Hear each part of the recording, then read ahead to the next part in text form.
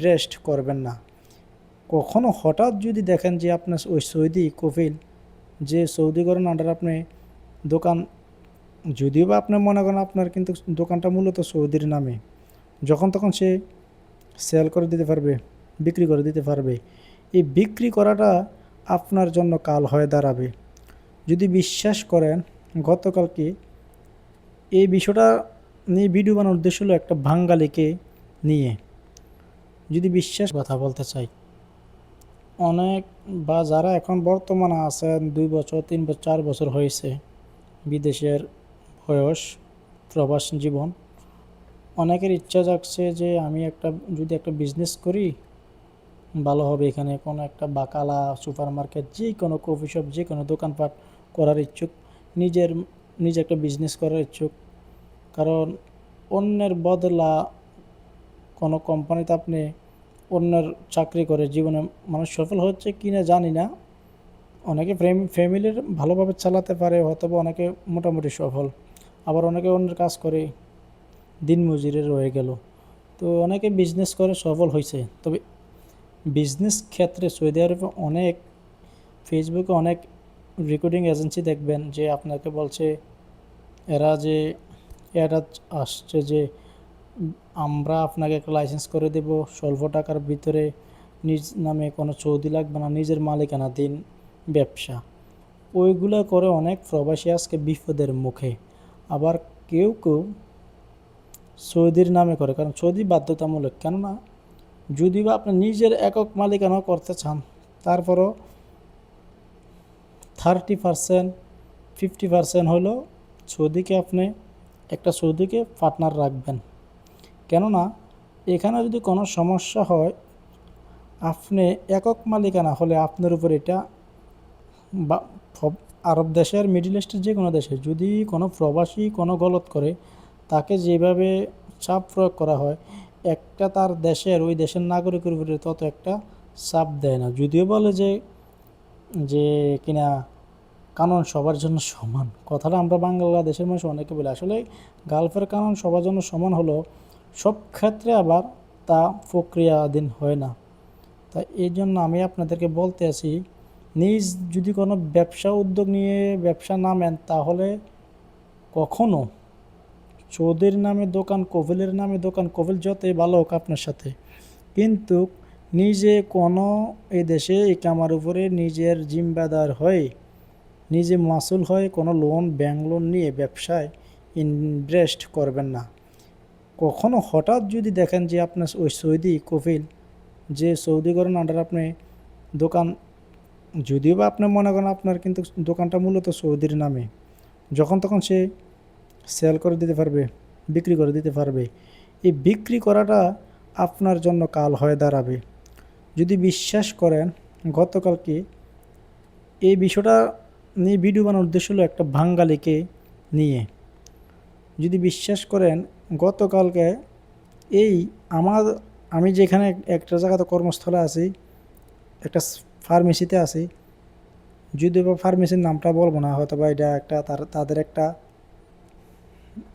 নিজস্ব একটা সমস্যা হতে পারে। আমার যেহেতু সোশ্যাল মিডিয়া তাদেরকে নিয়ে তাদের অনুমোদন ছাড়া নামের উপরে ভিডিও বানানো নিষেধ। ওই ফার্মেসিতে বাঙালিটা আসার পরে বলতেছে, ভাই আমি একটা বিপদে আছি, আমি রিয়াদ যেতে আমার গাড়ি ভাড়া নাই।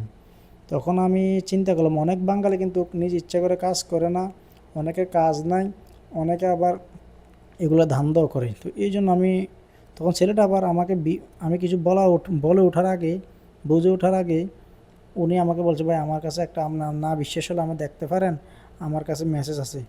ওইটা বাংলাতে লেখা 24,000 সৌদি রিয়াল ওনার নামে জরিমানা হয়েছে। তো আরবিতেও মেসেজটা আছে, জাওয়াজাত থেকে এসছে। তো এই মেসেজটা আসছে জাওয়াজাত থেকে, যে উনি বলতেছে, ওই মেসেজটা আমি এখানে আমার সাথে 2-3 জন সৌদি মহিলারা কাজ করে, ডিউটি করে, আমি তাদেরকে দেখাইছি একজনকে। উনি বলতে আছে যে কি জানি কয় যে 4 দিন, হ্যাঁ সৌদি আমাকে বলতেছে, সৌদি মহিলাটা বলতেছে ওনার নাকি 4 দিন সময় আছে, 4 দিনের ভিতরে টাকা পরিশোধ করতে হবে, তাও আবার সৌদি 24,000 রিয়াল। তখন ছেলেটা ক্লান্তি মুখ নিয়ে যখন কিছু টাকা চাইলো, তখন আমি আরও পাশের বাঙালি থেকে আরও মিস্ত্রি থেকে কিছু টাকা ওনাকে দিলাম। দেওয়ার পর উনি নিতে চেয়েও নিতে পারেন, এরকম ইতস্ত করতে। আমি বললাম, নিয়ে যান ভাই, আপনি তো টাকার প্রয়োজন বলছেন, 5 টাকা 10 টাকা হইলেও। তখন আমি কিছু টাকা উঠিয়ে ওনাকে দিলাম, সাহায্য করলাম। না হলে আমার থেকে 40 গজ দূরে হইব চৌধুরী কাস্টমার। কাউন্টারে চৌধুরী কাস্টমার মহিলা দেখে হাসাহাসি করছে। একটা আরেকটা বলে, দেখ বাঙালি বাঙালি টাকা দেয়, মানে আর হাসাহাসি করলো। ওনারা কি বুঝে হাসলো আমি নিজেও বলতে পারি না। যে মানে ওনারা বললো বুঝতে পেরেছে যে বাঙালি ভিক্ষা করছে নাকি ওইটাই। কিন্তু আসলে যে আমাদের বাঙালির দুঃখটা একমাত্র আমরা বুঝবো। প্রবাসে কেউ আমাদের বাংলাদেশের দুঃখ দশা কেউ বুঝতো না। তো এই কারণে আমি বলতেছি, আপনারা যদি ব্যবসা করেন ভালো কথা, কিন্তু সৌদির নামে ব্যবসা করবেন, পরে সৌদি এই ব্যবসা খেয়ে ফেলবে। আপনার নামে লোন নিয়ে ব্যবসা করবেন প্রবাসের মাটিতে, আপনার ব্যবসা হবে অন্যের নামে। এই বোকামি কেউ করবেন না।